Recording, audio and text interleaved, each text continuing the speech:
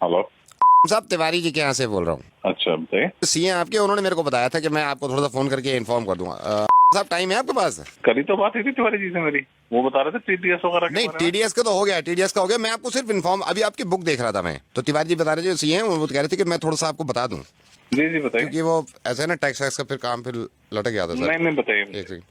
30% tax ये तो पे कर दिया सर हमने आपका, ठीक है सर। जी जी। 10% टीडीएस भी आपका, तिवारी जी ने कहा था टीडीएस। हाँ तो ये तो पता ही है, मेरे को बता दिया था उन्होंने। इसके दो ना फायदे बता रहा था इसको मैं आपके। तो सर 30% जो टैक्स कटा है आपका, क्योंकि सर आपका स्लैब जो है वो 12 लाख से ऊपर है, तो 30% टैक्स कटने का फायदा ये है सर, कम से कम कल को इनकम टैक्स का डंडा तो नहीं होगा। और जो सही है, ये 10% टीडीएस भी आपने इसलिए काटा कि कल को आपको कोई प्रॉब्लम ना हो, ठीक है। है ना। तो सर ये दो फायदे हो गए, मतलब इनकम टैक्स के डंडे से बच गए, दूसरा ये टीडीएस के भी डंडे से बच गए। क्या कहना चाह रहे हो? ये तो मुझे ही पता है। नहीं, मैं नहीं, कम से कम इस जिम्मेदारी से बच गए ना। क्या कह रहे हो यार? सर मैं ये कह रहा हूँ, ये देने के बाद आपके ऊपर से जिम्मेदारी हट गई, आप कल को पागल है कि एक ही बात 30% को पकड़ लिया तूने? मेरे को पता नहीं है ये बात। ये तो पता है सर आपको। तो 30% टैक्स दे दिया तो इनकम टैक्स का डंडा आप पे नहीं पड़ेगा, आपकी जिम्मेदारी खत्म, आप बुरा मत मानिए सर। लेकिन इनका डंडा पड़ गया, ये क्या होगा फिर? यार रोजे रमजान में गालियां दिलवाएगा, क्या रह गया? सर ये क्या? सर 2.5% ज़कात। है 2.5% ज़कात। साहब मैं माजरत चाहूँगा कि रोज़े में मैं आपको ज़्यादा बुलवा रहा हूँ, लेकिन ये 30% टैक्स दे दिया आपने, जो कि बहुत अच्छी बात है, क्योंकि एक उसूल है हिंदुस्तान का कि आप अगर 12 लाख से ज़्यादा कमाते हैं तो 30% टैक्स देंगे, और देने के बाद मुतमईन हो जाते हैं इस बात से कि अब कोई जिम्मेदारी आपकी नहीं है, ना ही किसी चीज़ की पेनल्टी पड़ेगी। टीडीएस दे देते हैं आप 10%, साहब 2.5%, वो भी आपकी इनकम पे नहीं, आपकी सेविंग पे, सिर्फ 2.5% ज़कात, जो कि आप नहीं देते हैं। आप बिल्कुल ये मत समझिएगा कि मैं इस चीज़ के लिए शर्मिंदा करना चाह रहा हूँ आपको, मैं नाम तक नहीं बता रहा हूँ भाई। मैं सिर्फ ये कहना चाह रहा हूँ कि अगर आप इनकम टैक्स नहीं देंगे तो उससे ज़ाती तौर पर किसी एक इंसान को परेशानी नहीं होगी, वो हमारे मुल्क की तरक्की के आड़े आता है। लेकिन अगर ज़कात नहीं देंगे, वो भी सिर्फ 2.5%, कोई ना कोई तो अल्लाह ताला ने आप में ये बात देखी होगी, सलाहियत देखी होगी कि ये एक ऐसा बंदा है मेरा जिसको मैं इतना दूं, इतना नवाजूं, और अल्लाह ताला को पूरी उम्मीद होगी देने से पहले कि ये इंशाल्लाह उस पैसे में से ज़कात निकालेगा और उन लोगों की मदद करेगा जो मुस्तहिक हैं, जो परेशान हैं, और ख़ास तौर से इस महीने में, जिस महीने में ज़्यादा से ज़्यादा निकालना चाहिए। मैं माफ़ी चाहूँगा सबसे पहले कि मैं इस तरह आपको फ़ोन कर रहा हूँ।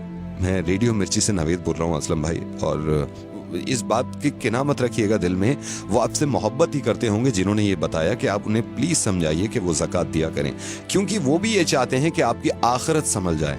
फोन मत काटिएगा, मैं छोटी सी बात आपकी इस बच्चे की कराना चाहता हूँ। मैंने फोन पे इनको होल्ड पे रखा हुआ और ये बहुत देर से इंतजार कर रहा है। मैं रेहान, जरा फिर से बताना, तुम्हारी अम्मी ने आज रोजा रखा है? नहीं रखा। रेहान क्यों नहीं रखा रोजा उन्होंने? क्योंकि मेरी अम्मी बीमार है। तो तुम्हारे अब्बू क्यों नहीं इलाज कराते तुम्हारी अम्मी का, ताकि वो रोजे रख सकें? मेरे अब्बू के पास पैसे नहीं है। ये जो बच्चा है, इनकी वालदा को कैंसर है। इनकी वालदा रोजे यूं नहीं रख सकती क्योंकि ये बीमार हैं। बीमार इसलिए हैं क्योंकि ये इलाज नहीं करा सकती। इलाज ये इसलिए नहीं करा रही क्योंकि इनके पास पैसे नहीं है। पैसे इसलिए नहीं है इनके पास भाई क्योंकि हम ज़कात नहीं देते हैं।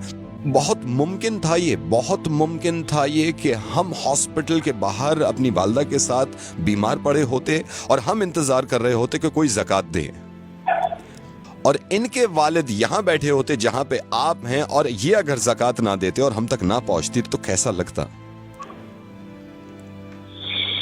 आपके माशाल्लाह 2 मासूम बहुत प्यारे बच्चे हैं, और मैं ये दुआ करूंगा कि इंशाल्लाह बहुत लंबी उम्र हो उनकी और बहुत तरक्की करें वो। टैक्स नहीं देते हम तो कितना घबरा जाते हैं कि नोटिस आ जाएगा इनकम टैक्स की तरफ से।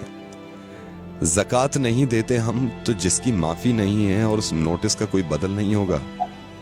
मैं ये नहीं कह रहा हूं कि आप किसको दें, आप जिसको सही समझे, जिसको लगे कि मुस्तहिक है, उसको ज़कात दीजिए।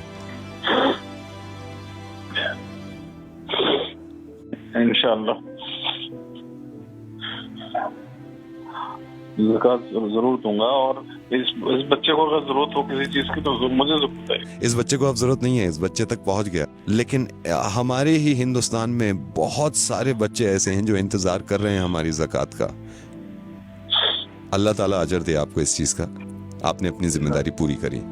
एक जिम्मेदारी आपकी बन जाती है, ये जो आपने सुना है इस चीज़ को दूसरों तक पहुंचाइएगा और यकीन मानिए इस बात का कि इतने अच्छे कौम में लोग हैं, उनके दिल इतने अच्छे हैं, कहीं ना कहीं वो या तो भूल जाते हैं या थोड़ा सा मिसगाइड हो जाते हैं। इंशाल्लाह ज़रूर लोग एक दूसरे की मदद करेंगे और ज़कात निकालेंगे।